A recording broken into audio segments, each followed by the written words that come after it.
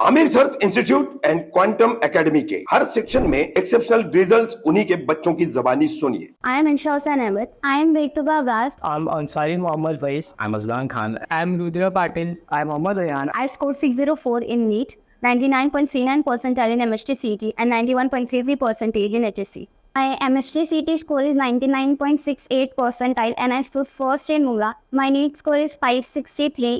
And HSC percentage is 87.17%. I scored 91 percentile in JEE, 91.58 percentile in MST CET, and 89.17 percentile in HSC board. And I scored 91% in 10th CBSE. And I scored 91% in ICSC board 10th result. I secured 91% in CBSE board. गौहरशाही का फितना फैलाने वाले सूफी शिफ्तुल्लाह खान की झूठी शिकायत पर Mumbra police ने किया उलेमा पत्रकार वकील पर किडनैपिंग का मामला दर्ज। उलेमाओं ने ली बड़ी प्रेस कॉन्फ्रेंस, विधायक जितेंद्र आव्हाड भी पहुंचे।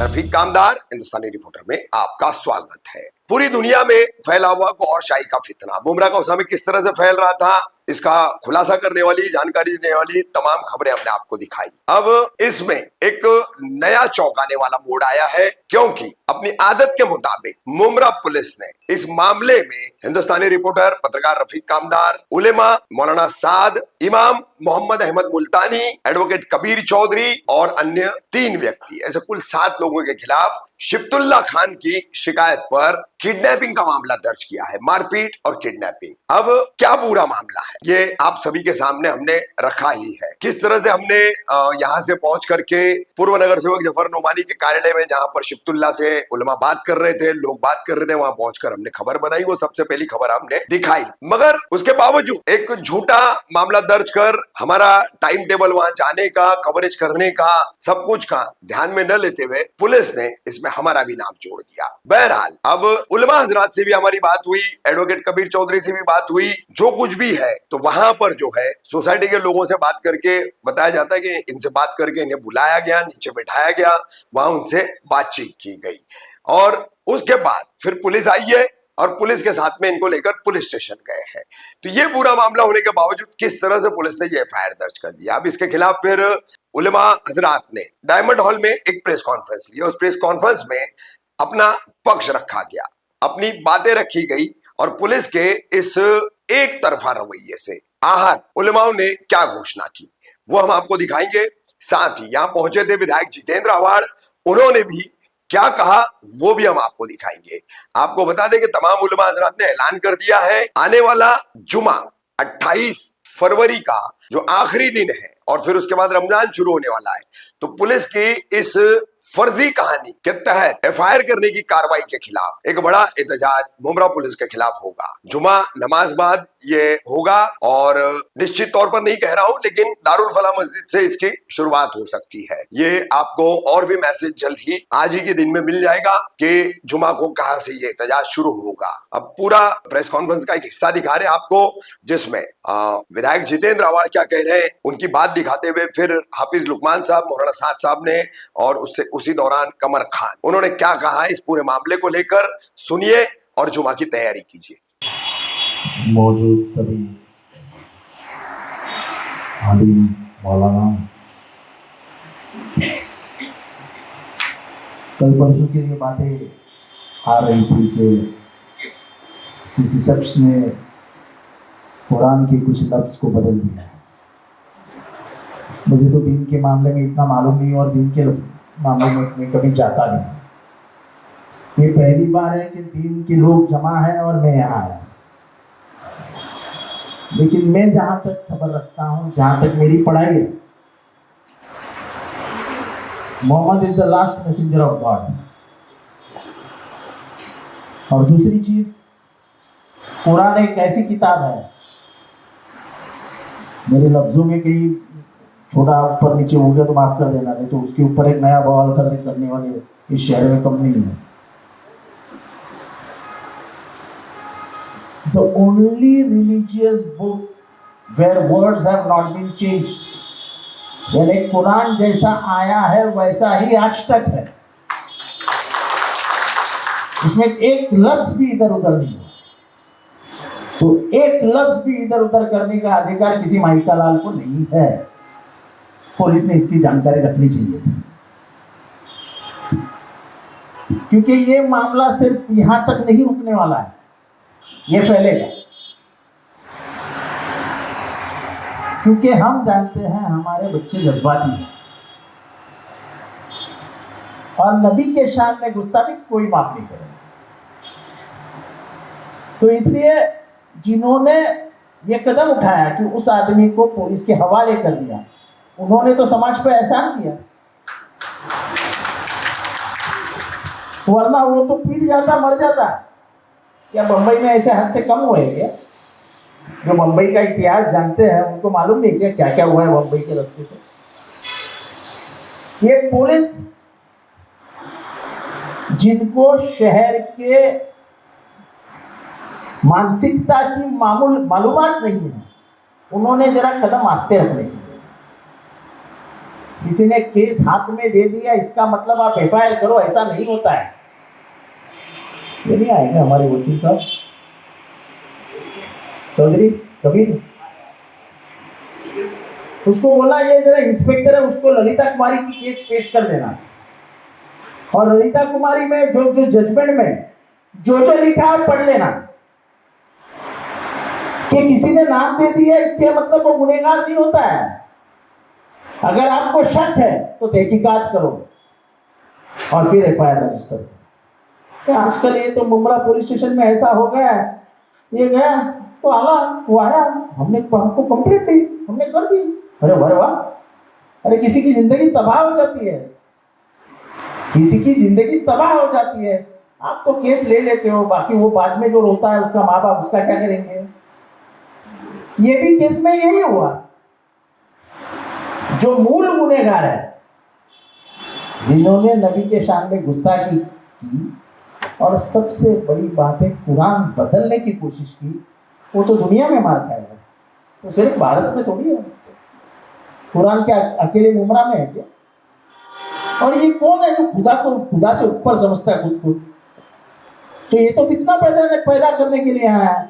मैं कोई कनेक्शन के बारे में बोलना नहीं चाहता हूँ। मुमरा साफ सुथरा है, अल्लाह के वास्ते उसको पाकिस्तान, अमेरिका, उगांडा, यूके इससे कनेक्ट मत करिए। साफ सुथरा है मुमरा, इसका कोई भी कनेक्शन किधर भी नहीं है कनेक्शन तो लखनऊ, फिर किधर भोपाल, कश्मीर, फिर वो दरभंगा, नीचे बंगाल, ये इधर केरला, ये ऐसा कनेक्शन है हमारा। हम अपने आप से जुड़े हुए देश में, हमको पाकिस्तान से कोई लेना देना नहीं है। ये अल्लाह के वास्ते पाकिस्तान पाकिस्तान पाकिस्तान मत करिए, जो है वो मर जाए, हमको क्या लेना देना है? हम शहर वाले साफ सुथरे हैं, हमारा पाकिस्तान से कोई लेना है ना देना है। हम भारतीय हैं, इस मिट्टी के रिश्तेदार हैं और इस मिट्टी में ही हमारी मिट्टी होने वाली है। इस मामले में इतना ही यकीन दिलाने के लिए यहाँ आया हूँ कि मैं आपके साथ 24 घंटा खड़ा हूँ। कोई माइका लाल किसी को अरेस्ट नहीं करेगा। वक्त आने पे हम मुमरा बंद कर देंगे, ये नहीं चलेगा। हम अगर अमन और शांति के लिए किसी को पकड़ के दे रहे हैं, तो आप हमें गुनहगार किसी के कहने पे बना रहे हो, तो आप चुप कर रहे हो, आप गलती कर रहे हो, आप वो गलती आप सुधारो। हमने इस शहर में अमन और शांति के लिए लोगों से कहा है, लोगों से अपील की है, लेकिन पुलिस ने भी संभाल के पैर डालना चाहिए। जल्दबाजी में कुछ कर दिखाने के हिसाब से अगर आप जिन्होंने अच्छा काम किया है उनके ऊपर काला डब्बा लगाने की कोशिश की तो हम बर्दाश्त नहीं करेंगे। तो अच्छा काम कर रहे हैं, हमारे उलमा अच्छा काम करते हैं। अगर वो आदमी पकड़ा जाता हो इधर और 100-200 लोग उसको पीट लेते तो क्या होता? तो मैं पुलिस रहेंगे उनके कोई पुलिस का कोई नहीं। तो आप पुलिस को भी मालूमात तो लेते ही होंगे, इधर एक आधा तो रहेगा ही उनका आदमी। तो हम साफ लफ्जों में कह रहे हैं कि आप अपने कदम कानून के हिसाब से बढ़ाइए। हम पुलिस हैं, कुछ भी करेंगे तो हम आवाम में कुछ भी करेंगे, और हम ऐसे डरने वाले नहीं है कि हमको जेल में डालेंगे तो डालेंगे। ये 3 साल में मैंने बहुत केसेस देखे मुमरा में। मेरे ऊपर जितने केसेस हुए उतने पूरे मुमरा में किसके ऊपर नहीं हुए, तो जाने दो, केसेस होते रहते हैं। लेकिन मैं आपके साथ हूँ, ये गलत हुआ है जो भी हुआ है। और मैं ये कोई मेरा मुमरा से रिश्ता इसलिए नहीं बोलता हूँ, कुरान का एक भी लफ्ज बदल नहीं सकता, चाहे वो कोई भी हो, उसे माफ नहीं किया जाएगा। खुदा हाफिज़। थोड़ी महाशिवरात्रि की पूजा चालू है, तो मुझे यहाँ का न्योता आया, तो मैं बोला तुरंत जाके आके ये खत्म कर दो। पहले मेरी जिम्मेदारी मुमरा है, बाद में फिर और मेरे प्रोग्राम चलते ही रहेंगे। दुआ में याद रखिए। और रमज़ान के पहले ये आपकी, मुझे नहीं लगता अपनी मुलाकात होगी, तो मैं रमज़ान की मुबारकबाद देता हूँ। 3 पाक महीना है, और आप जितने भी रोज़े हैं उस रोज़े के हर नमाज में मुझे नाम के साथ याद रखिए। आपका खिदमतगार जितेंद्र है। साहब एक मिनट मैं एक बात बोलना चाहता हूँ कि केस आपके ऊपर भी दुनिया भर के हैं, और हमारे जैसे जो सोशल वर्कर होते हैं उनके ऊपर भी रहते हैं। हम लोग केस को डरते नहीं, लेकिन अल्हम्दुलिल्लाह आज तक हम लोगों ने अपने उलमाओं पे केस आने नहीं दिए। ये पहली टाइम ऐसा हुआ है कि हमारे उलमाओं पे केस हुआ है। और साहब आपके माध्यम से मैं यहाँ के सीनियर को, यहाँ के डिपार्टमेंट को, यहाँ के कमिश्नर साहब को एक बात बोलना चाहूँगा, रमज़ान के पहले रोजे तक अगर इसका 20 समरी या 169 चांद तक नहीं हुआ साहब, तो हमारे पूरे मुमरा के लोगों का पहला रोजा पुलिस स्टेशन में खुलेगा। पहली शहरी पहला रोजा मुमरा पुलिस स्टेशन में खुलेगा। और इसके लिए साहब ये आपको ही इसका पहला रोजा आपने ज्यादा बताया है, परसों जुमा है। मैं जुम्मे के बाद हम लोग कम से कम 50,000 आदमी जमा करेंगे पूरे मुमरा कौसा से। 50,000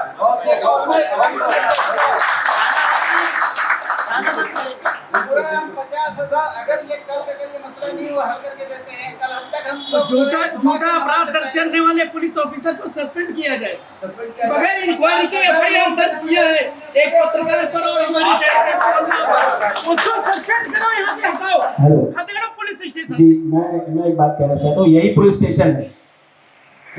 स्टेशन है। रामगिरी के खिलाफ जब एफआईआर करनी थी तो 5 घंटे तक लॉ ऑफिसर से बात करेंगे, सीनियर साहब छुट्टी पे हैं और फलां हैं, ये सारी बातें करके 24 घंटे तक नचाया था। और जब यहाँ के उलमा जो शांति का उपदेश देते हैं, पैगाम देते हैं, और यहाँ के लॉ एंड ऑर्डर को मेंटेन करने के लिए यहाँ से लेकर के उसको वहां तक ले जाकर के पहुंचाया है, आपके संरक्षण में दिया है, तो आप ये अमन के पैगाम्बर जो है उन्हीं के ऊपर एफआईआर करते हैं।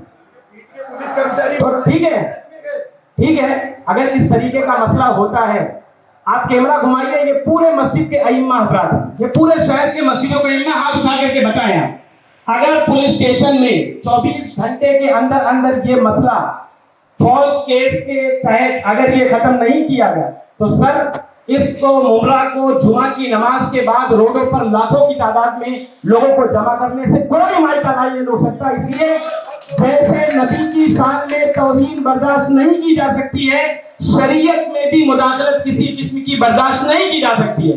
तौहीन शरीयत का मामला है, हमारे कलिमे को कोई बदल नहीं सकता है।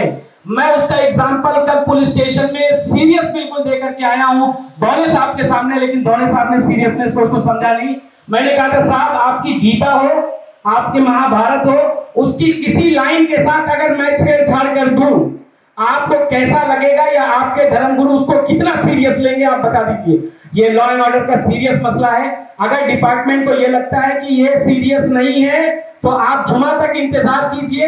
शहर का लॉ एंड ऑर्डर जो भी होगा, सर आपसे हम कहते हैं ऊपर तक बात पहुंचा दीजिए कि इतने उलमा जो मस्जिदों से ऐलान करेंगे, कोई खामोश इंशाअल्लाह नहीं बैठने वाला है। इसलिए ये मसला बहुत सीरियस था, जिस तरीके से रामगिरी के केस में पूरे महाराष्ट्र के अंदर अलग अलग जगहों पर 60 के करीब एफआईआर हुए थे, ये नाहंजार के खिलाफ भी हम एफआईआर करवा रहे हैं पूरे महाराष्ट्र के अंदर, बल्कि पूरे मुल्क के अंदर। और वो जहां कहीं भी छुपा हुआ है, ये बताया गया कि ये पलावा में जाकर के अपने दामाद के यहाँ, खूनी पलावा में जाकर के अपने दामाद के यहाँ छुपा हुआ है। पुलिस से रिक्वेस्ट करते हैं कि आप जाइए, आप जाकर के देखिए, वो जहां कहीं भी होगा हम जमीन तंग करेंगे और कानूनी एतबार से तंग करेंगे इंशाअल्लाह। हम शहर के अमन अमान को बाकी रखना चाहते हैं, लेकिन अगर कोई अमन अमान को खराब करना चाहता है, चाहे डिपार्टमेंट का कोई भी अधिकारी हो, चाहे सीनियर साहब हो, चाहे उनके मातहत काम करने वाले लोग हो, सबसे रिक्वेस्ट करना चाहते हैं कि हम पहली बात आपसे खुल करके कहते हैं कि हम शहर के अमन अमान को गारत होता हुआ नहीं देख सकते। लेकिन अगर आप चाहते हैं कि शहर का अमन अमान बर्बाद हो, तो आप 24 घंटे तक आप इंतजार कीजिए और झूठा जो केस लगाया गया है इस पे आप आगे प्रोसीड कीजिए, आप देखते हैं इंशाअल्लाह।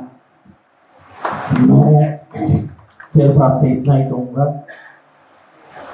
कि आपने मुझ पर जिम्मेदारी डाली है, मुझे थोड़ा टाइम दीजिए काम करने के लिए, लेकिन कहीं पे भी हमारे हाथ से अमन और शांति को कुछ धक्का पहुंचे, ऐसा काम अपने हाथ से नहीं होना चाहिए। सर एफआईआर देने में कोई झूठा लगा है, एफआईआर ऊपर से कितना कर ली है हजरत साहब मुझे टाइम, हजरत साहब मुझे टाइम तो दे दीजिए। हम आपको दे सर, मैं अभी तो आया हूँ, मैं तो अभी आपके दरबार में आया हूँ, बाहर तो जाने दो। अरे अभी तो दरबार में आया हूँ, बाहर तो जाने दो। तो हाँ सब करके देता हूँ। आज तक हुआ है क्या केस कभी? आपको याद है क्या 2009 में 20,000 लोग रास्ते पे निकले थे, याद है? पटाखे में कभी एक आदमी का भी नाम आया था क्या? तो भूल गया। अरे मेरे को काम तो करने दो। आजकल क्या सरकार अलग है ना, आजकल सरकार किसकी आपको मालूम है? हमारी सरकार थी तो ऐसा नहीं होता था। दुआ में याद रखिए, सब अच्छा होगा।